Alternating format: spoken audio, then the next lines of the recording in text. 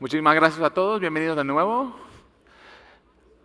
Y llevamos un pequeño retraso, entonces vamos a seguir con la próxima mesa. We're just a tiny bit delayed, we're a little bit behind schedule, so we're going to crack on with the next round table.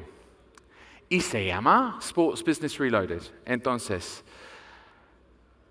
para moderar esta mesa, demos la bienvenida a Lowe, periodista y también broadcaster, y también sus ponentes, Phillip Radel, CEO, WWP, Guido, President of San Francisco 49ers and CEO of Elevate Sports Ventures, Edmund, President of TECHEETAH Formula E, and Rahul Kadavakolu from Global Marketing, Branding and Rakuten. Por favor, demos la bienvenida a nuestros ponentes. Sid, over to you. Thank you very much. I think it's over to the video first. Absolutely right. Apologies, that's my fault.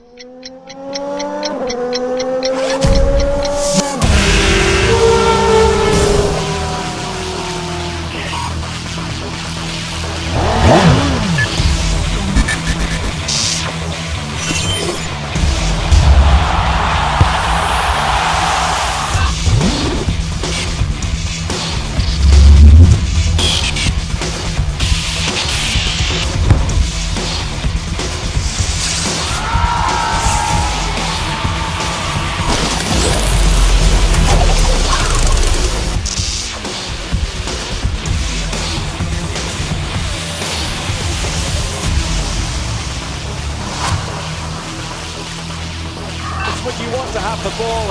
Vasilis Banula.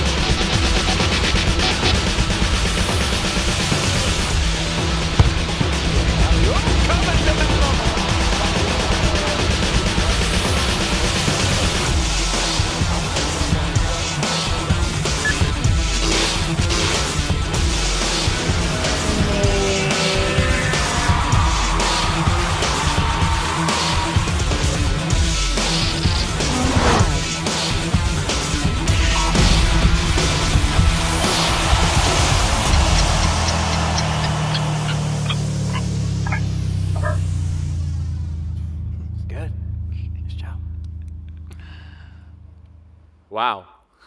Y ahora sí te paso la palabra. Thank you very much. Sid, over to you. Right, well the video, as you just seen, was from WWP. We're joined by Phillip Radel, who's the CEO of WWP.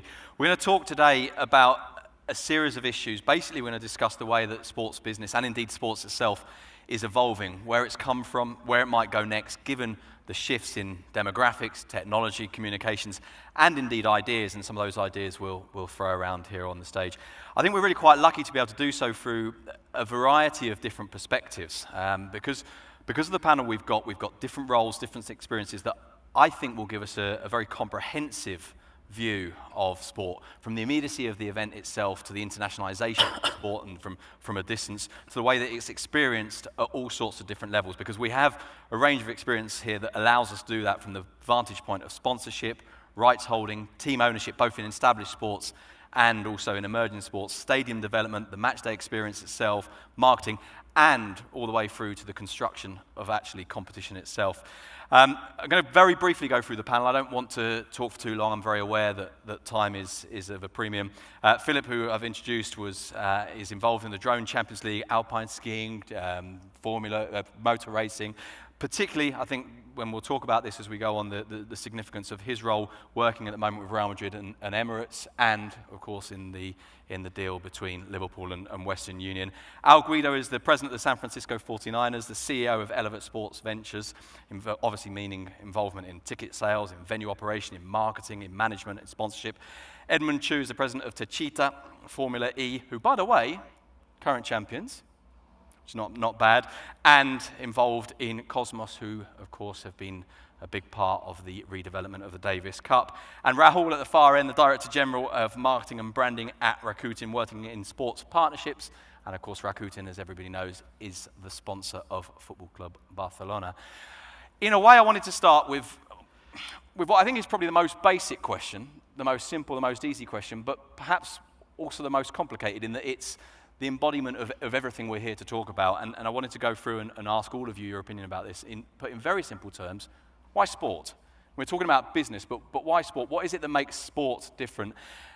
And I wanted to ask you from a business perspective, but also on a personal perspective, to be where the four of you are, obviously not just sitting on this stage, but in the industries you're in, did that need to come from a background of passion for sports, a background of sports fandom? We can start at the far end. Let's start with you, Rahul. So asking a question as basic as that can be very easy, but answering questions is the tougher part. But anyway, let me try to give you a sense. Personally, I played sport. I represented cricket back in India. Some of you see me now. It doesn't look like I ever played sport, but I did, trust me. But that definitely is not the reason why Rakuten gave me a budget and said, go spend it on sports teams. Having a background in sport does help, but sometimes not knowing the sport to the extent that you probably need to when you do these deals can help you, because you have that unfair edge which throw things at teams or leagues, whoever you're dealing with, those questions which they've never answered before. So you go off the regular catalog that they have in front of you, and that's not the way you need to start a partnership, to be very honest. Now, to just go back to where we saw all of this as a company, some of you may be seeing our brand name now on the jerseys of FC Barcelona, the Golden State Warriors. We very recently announced our partnership with Spartan. The important thing to know is that we're not a single service company. We're 70 businesses, and most of our growth, we're a household name in Japan. But outside Japan, most of our business has come through inorganic means, which is through acquisitions. So as a conscious part of us, and as a conscious effort, as part of our strategy and by design, we let most of these businesses run with their own brand names, and that was by design. Last year, we said was the perfect time when we bring all of these brands under the Rakuten portfolio, right? Which means Viber would become Rakuten Viber, Kobo would become Rakuten Kobo. So it was a huge brand transformation journey that we started we launched essentially in 2017. And we needed a strong platform to support us through this journey. Brand transformation is not a project where you say, okay, we've done it, now let's move on. It's something that will continue right through the life of your brand. And in the early stages of building a brand, there's a certain amount of emotional quotient that's required to build your brand. And I think sports gives us that ammunition, gives us that required emotional quotient, especially in the early stages, like I said. Being 70 businesses, it also needs all of these businesses to come together. There's a lot of teamwork that's required. The power of our brand comes to life when all our 70 businesses are connected. That's how the business has been designed. So all of these led to us, and one other thing, sports is not new to us. When we were in a similar situation back in Japan, I think 2005, 2006, Hiroshi Mikitani, our founder and chairman and CEO, invested in sports. We bought a baseball team, we bought a soccer team, and that helped us really grow our brand. And we were very comfortable with using sports as a platform. We had the knowledge and the skill set, and there was no looking back really from there. Edmund, if you can carry on from there and explain, what is it, beyond the kind of the personal involvement, what is it that you think that sport gives you? What is it that sport offers that, for example, other industries or other sectors of the industry wouldn't offer you from a business point of view? Sure, I think for me, I really like to be involved in the creation and the evolution of sports. If you can look at some of the properties that we're involved in or some of the investments that we made, obviously we made investment into Formula E and the TECHEETAH Formula E team, and these are brand new enterprises, right? Formula E has been only around for 4 years. Our team TECHEETAH has only been around for 2 years. So we're actually starting from zero. I think that is really interesting, I think, for any sports enthusiast to take a brand new sporting property and allow it to grow as it sees fit. Obviously, Formula E is in 12 major cities, from Rome to Paris to New York to Hong Kong. TECHEETAH is one of 12 teams now that fills the grid. Mercedes, Porsche is going to be involved in the coming years, Audi, BMW. So you can see very quickly how sport can evolve. And then if you look at another property of ours, which has over 100-year history, like Davis Cup, it took us over 2 years to work with the International Tennis Federation and the local federations to make those changes, because sport does evolve, but sometimes it evolves over a slow period of time, sometimes it evolves over quickly. So for me, that's really, really interesting. We like to be at the forefront of changes for the betterment of sport. I mean, for you, Al, is that process similar? Are those similar kind of criteria that make sport exciting for you, or different for you, or particularly beneficial in a purely business sense? Yeah, very much so. I just echo what the speaker said. I mean, obviously I wasn't big enough to play NFL football, just like Rahul wasn't fit to play professional cricket. I joked why here we might be selling jersey sponsorships, so the 49ers might need some in the near future. But no, in simplicity, look, I think sports is a fascinating escape from real life. I think about all the reasons why we love sport. We talk about it in San Francisco 49ers terms. It's probably the last place inside of certainly the US or the world where, as long as you're wearing the same colors of the person next to you, they can be a complete stranger, you're high-fiving them within the first 5 or 10 minutes, and you don't even know them. And I find that to be completely fascinating. I grew up playing sports. To answer your question, I don't think it's necessary anymore. And there's reasons. I think that, I always say that we are an NFL football team, but we're also a sports and entertainment company. And so if you think about sport yesteryear, I always say it was kind of like the movies. You would open up your doors, the actors and actresses would be on the pitch or the field or the ice or the court, and people would buy their tickets. Well, now, obviously it doesn't work that way. It's not as simple as that anymore. And I think the best part about being in the sports and entertainment industry today is you're not just sport, you're brand, you're content creator, you might be a technologist, you might have a venture arm, you might have land development. We have all those at the 49ers. We even have a school where we teach a STEAM curriculum program 7 days a week, where we have 60,000 kids, K through 8, that literally come down and learn STEAM principles through the art of sport. And so to me, I think it's as wide as you allow your brain to go on what sports, what brands, what teams, what the intersection between sports and entertainment could possibly do to any one of your entities. I think one of the things that obviously comes through in what all of you are saying, and that example of, you immediately have a connection with someone who just happens to be wearing the same shirt as you, supports the same team, is that is the key in all of this that sport offers you community, passion and identification that other products simply don't offer. And Phillip, in this case, I wondered if you could talk us through a little bit the process of bringing together Western Union and Liverpool, and to what extent you were able to kind of create that idea that Western Union could buy into a community, almost become part of a community through that relationship.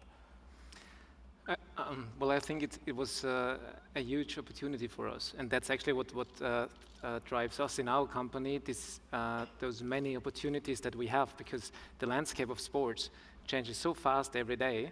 And when you take a quick look back over the last 15 years or so, I grew up with linear TV, linear media, with TV and radio. And all of a sudden there was this explosion of distribution channels with the new digital area. How cool when you worked in sports, because now you have all this engaging and this catchy content. The only thing you need to do is actually crack it on the creative side and then distribute it. But it's not that easy, so you need to be specialized. When you ask about the Western Union deal with Liverpool, it was interesting because, first of all, we approached Western Union, although we are a European company. We approached them because we had a network, so we knew the guys over there. And we proposed another sport. And they said, okay, we don't like it. It doesn't fit. And then we said, okay, let's take a different angle. And we started from scratch and started to actually think about, okay, it's football, which kind of football? Is it league? Is it cup? Is it teams? Is it national teams? And then we negotiated with 16 different clubs all over Europe. And at the end of the day, it was Liverpool because I'm a Liverpool fan. No. That's as good a reason as any, isn't it? It was at the end it was Liverpool because of many different, because of a matrix. And I think what you said before, I think it helps when you come from sports I have a background in sports. I was a professional handball player until the time, and we were quite good in Europe, but then the club owed us a lot of money, so we, the players, started to commercialize our own shirts. Impossible, but it was back in the 90s. So I think it's good when you come out of the industry, but it's not a must. But in our company, what you have to have is the passion for sports. You have to love the sports. You have to be really into the whole game, because we like to change the game a little bit, and there's so many opportunities. So if you don't like the what you're in, then you're in the wrong place. And for me, personally speaking, I would pay money for the job, but I don't tell anybody. I wanted to go back to what you've just said, which is really interesting, that this begins with the players themselves taking control and commercializing their own shirts. Is this something that you think we will start to see more? I mean, were you well ahead of the curve in this? Because we're seeing, obviously, with Players Tribune now, that players are speaking more directly to fans, more directly to consumers. Are we going to see more of this kind of thing, albeit 20, 30 years further on, of players actually taking agency in business decisions, in marketing decisions? I think that could well be one case in the future, because the federations are a little bit slow, because they are what they have all the committees, but the market out there, that it changes so fast. So it's sometimes difficult for the federations and for the governing bodies to adapt to the market. So all of a sudden we see the likes of Rod Laver Cup, we see the likes of New Davis Cup format, we see the likes of our Drone Champions League. Well, all of a sudden we created a new sport, and we had a drone racing Champions League race here in Madrid just recently, and we talk with the federation, but the federation is very slow. We just do it. We just push the sports and get the sponsors, get the teams, get the media, get everything together. So why would I need a federation in the first place? So I think this could very well happen. On the other side, there's always one side and the other. Being a federationally governed sport helps also a lot if it's a traditional sport. But for the federations, I think they need to adapt, because we are not competing with each other. We are competing against the entertainment industry. Yeah. That's what we in the pre-talks, and Rahul, what you may want to talk about cricket, because that's we're competing against the airtime, the time we want to spend and consume entertainment. It's not 49ers against Drone Champions League or Formula E or whatever. It's against the other media. So, I mean, in a way, that's the one thing that doesn't change, isn't it? There are 24 hours in a day, and you're competing for a share of those 24 hours, no matter which sport you're in. I mean, you had telling me before we came on stage the example of the way that cricket reinvented itself, because it was aware that its biggest problem wasn't cricket, wasn't other sports. It was twofold, right? I can talk about cricket, but I don't know how many of the members in the audience will understand the sport. But it does involve a bat and a ball. You talk about length of game. Cricket, the official test matches are 5 days long. And then you have a one-day cricket, which is 50 overs each. You play for a day. But I think they were pretty early in realizing that they're not just competing. There's only that much space in a consumer's mind. And they're not just competing with other sports platforms. They're competing with the time that a fan or a consumer is watching a film with his family. They're looking at all the other forms of entertainment that a consumer or a fan is engaging in on an average day. So what they did was, I think at a very basic level, they said, the film industry is huge in India. It's huge. Significant amount of money gets spent on films across the country. They were wanting to see how they could create a model that will help both industries without kind of taking away revenue from just films. They said, how can we, it could be a film promotion that can actually happen on the cricket field. So IPL, the Indian Premier League, was launched essentially with that concept in mind, which is if a consumer or a fan is spending an average of 2,000 rupees, Indian rupees, on a weekend on a film, how can we ensure that 2,000 rupees can be spent on the watching a cricket game as a family, while they get performances from some of these film stars just before the game starts, and then followed on by the game. So they cut short the format to 2020, which is essentially the length of a film. So I think they were pretty early movers in terms of identifying that they were not just competing with other sports platforms, but how can we co-create new models, maybe with other sport platforms or other industries which are not even connected to sport. Yeah. So, And part of the challenge, obviously, is then taking that sport to people. And it's not just about the time that they've got, but the immediacy of it. And technology is changing now. We were talking before we started. I saw a quote the other day about the idea that television was that they found football was made for TV. This is perfect for us. Our greatest role can be broadcasting sport. But of course now television is not just challenged by other television channels, it's not just challenged by rights holders, it's challenged by technology right across the board. How do you think that's going to shift in the next few years? How different do you think our sporting environment is going to be in terms of as consumers? I view it as a tremendous opportunity for the NFL. Obviously, we couple our 32 teams' rights, and then we sell them relative to linear, and then on the streaming side. For me, look, the hero feature always needs to be what's happening in the venue, because I would challenge any one of you, if the two best football clubs in the world were playing but the venue is empty, would it be as good of an experience at home as it would be if there's cheering fans in the stands? And frankly, there's nothing that competes with the in-venue experience, in my mind. Certainly it has difficult elements, right? Whether it's transportation and parking and obviously the cost of a ticket. But we have to remember that, we solve for the in-stadium experience first, because the product needs to be first and foremost. And then on the television and broadcast and streaming side, it's a fascinating world because fewer than 1% of all the NFL fans will ever see a game live in stadium. And so I don't view it as competition or something that takes away from our sport. I think it is additive. And our job, our broadcast rights in the States have obviously gone up over time. And then the big question is, will that continue? Well, I don't know the answer to that. But what I would say is how one consumes the sport will certainly change. And so the pie might be sliced different, but there still might be equal, if not just as much money. And the way that I think about it as a brand, the opportunity is endless in the sense that before, we would own our rights and marks, right, the 49ers logo, in our market in Northern California. And obviously, we're the 5-time Super Bowl champions, one of the largest brands in all of the NFL.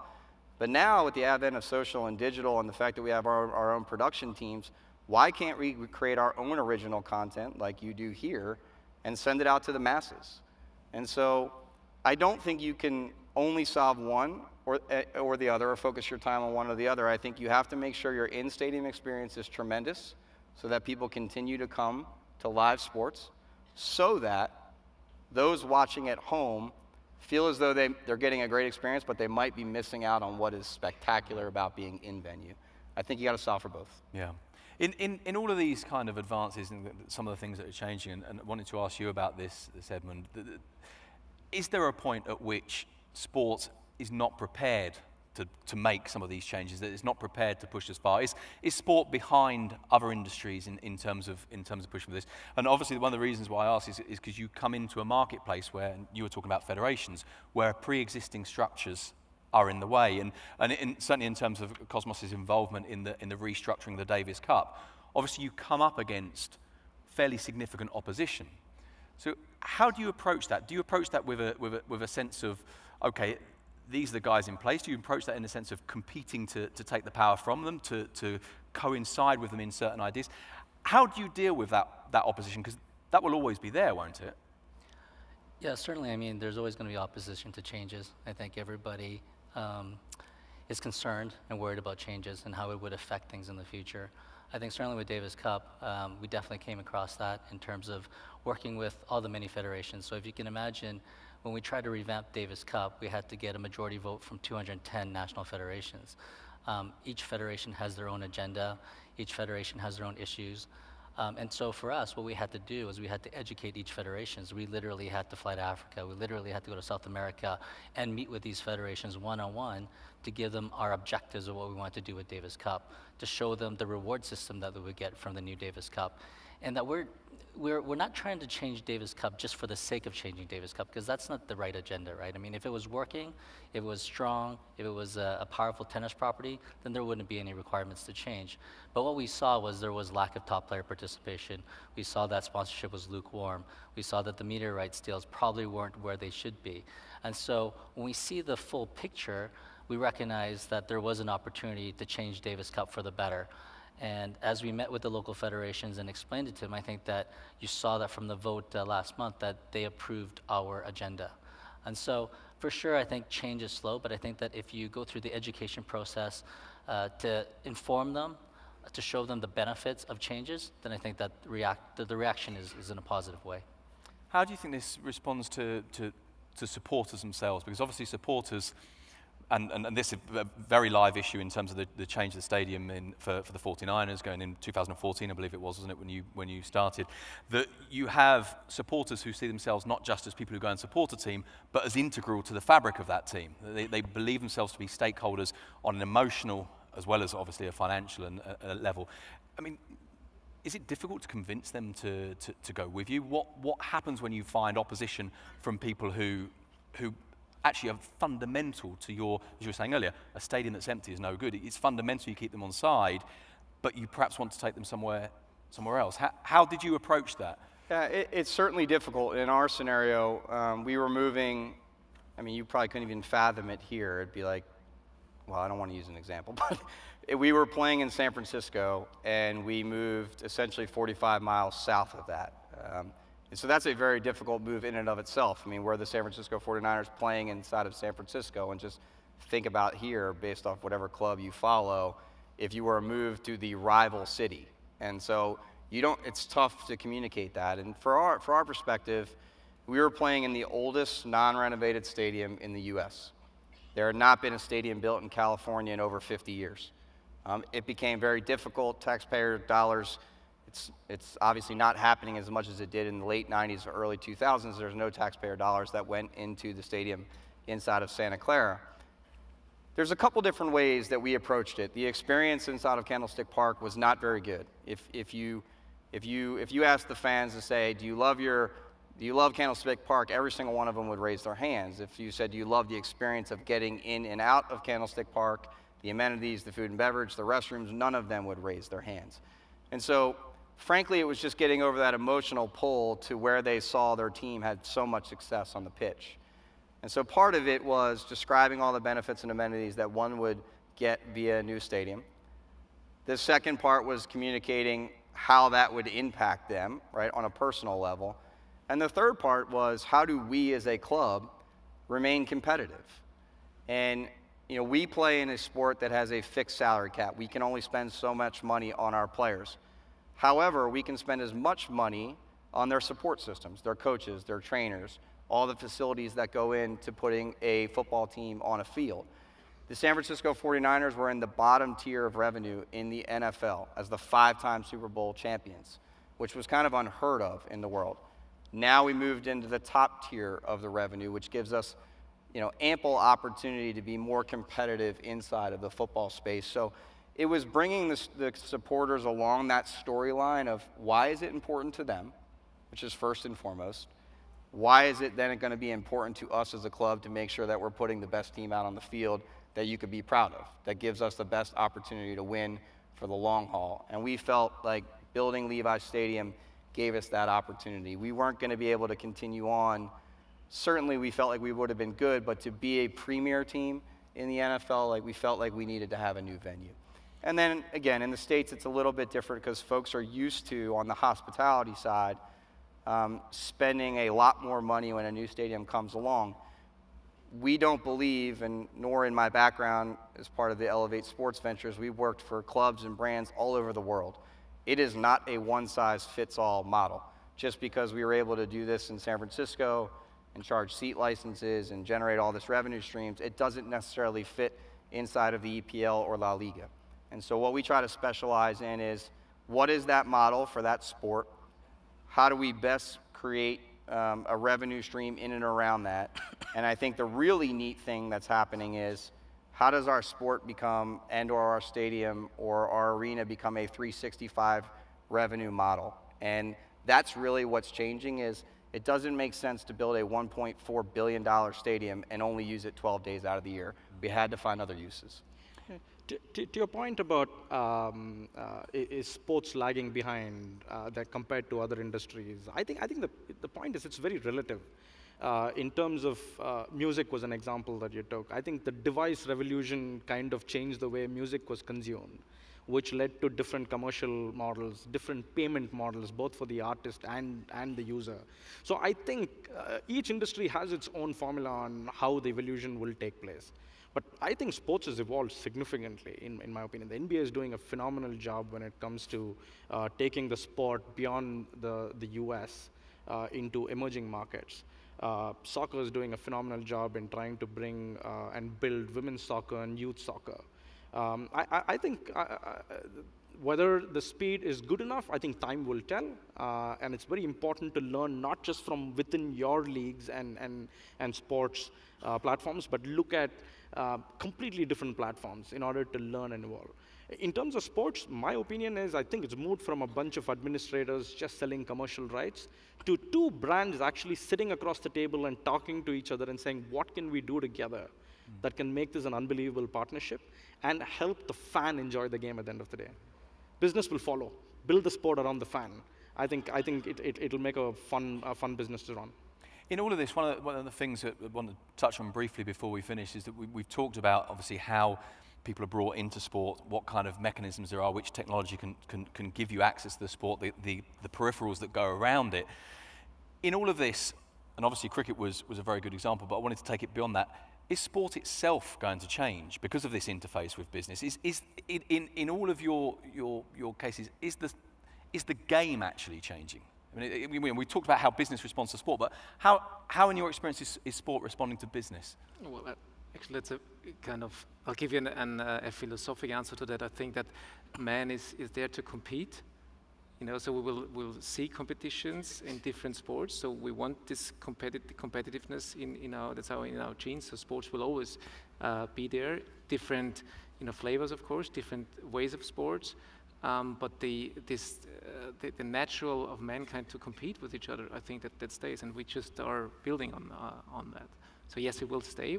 Different flavors, different sports, different varieties, different commercializations, all of that. But the sport itself has been there for 3,000 years. Like panem et circenses, like in the old Romans day, like when the gladiators. So we had the sports. Yeah. Yeah, I think it's the sport themselves are not necessarily changing, minus some of the rules. But I think a couple different things. One, the technology in and around sports performance is like nothing I've ever seen. We have a venture arm at the 49ers where we've invested over 40 companies in the last 2 years, some all around player performance, right? The statistics, the metrics, the hydration, all the things that going into getting he or she ready to perform at the highest level possible. Then I think, the health and safety, we talked a little bit about it in the NFL. For me, this is probably more personal to the NFL, is what are we doing relative to keeping our players' health and safety up to par? Obviously, concussions have become a big thing in our sport, and so we spend a lot of time on that. Not just how do we identify, but what do we spend in research and development to make the sport safer? And then the third, which we saw in football or soccer, is what type of technology can enhance the sport? You see it some in tennis with replays. What technologies are being put into the sport? And that's an interesting debate, because there's a lot of technologies that people don't like, and there's some that they think fasten or make the game a lot faster, which makes it more digestible on TV. But I would say sports performance, sports health and safety, and then the actual rules and/or how the sport is governed via technology is changing overnight. But at the heart of it, for all the things that change around it, in the middle of it all remains the game, right? I mean, is that a constant? Is that something that fundamentally will always be there? I believe so. I believe so too. So I think how each of these sports actually change will depend within the sport itself. In some cases, there are health and safety related aspects that need to be improved. In some sports, I think it's the duration. I think MLB has been talking a lot about how to see if you can cut short the duration of the game. You spoke about health and safety within NFL. Tennis is trying to reinvent itself to see how do we fit within the mind space of fans. How can we actually give them the best of the sport within the scale of what they can absorb, in a manner of speaking. So I think it is, but the nature and how and when and what will depend on the problems each of the sports are undergoing, or challenges rather, they're not really problems. Challenges can always come up at any part of the life cycle of that sport. I think there was a fallacy before that sporting properties felt that the longer that you're at an event, the bigger the bang for the buck. So if you're at an event for 3 hours, then you got a big bang for the buck because you were there for 3 hours. I think what sporting properties are trying to figure out is how you can get the big bang of buck in a much shorter time to make sure that the user experience is there, because you can have a great user experience in 90 minutes as opposed to 3 hours. I think we're trying to create these memorable experiences, and that's why with Formula E, we're not doing a 2-hour race, we're doing a 45-minute race. And that's a very, very big change, because 45 minutes, when you think about it, isn't very long. But it's enough for the consumer. It's enough for the consumer to pay whatever they need to pay to be there, and that's significant. Well, I think you've said it perfectly. 45 minutes isn't very long. 45 minutes is more or less what we've had. I think it's probably time we gave the floor back over to David, but I'd like everyone to say thank you very much to the four of you. Thank you very much indeed. Ladies and gentlemen, please show your appreciation for our moderator, Sid Lowe, to Phillip, also to Edmund and Al, and also to Rahul. Gents, please depart the stage. Really appreciate all of your input today.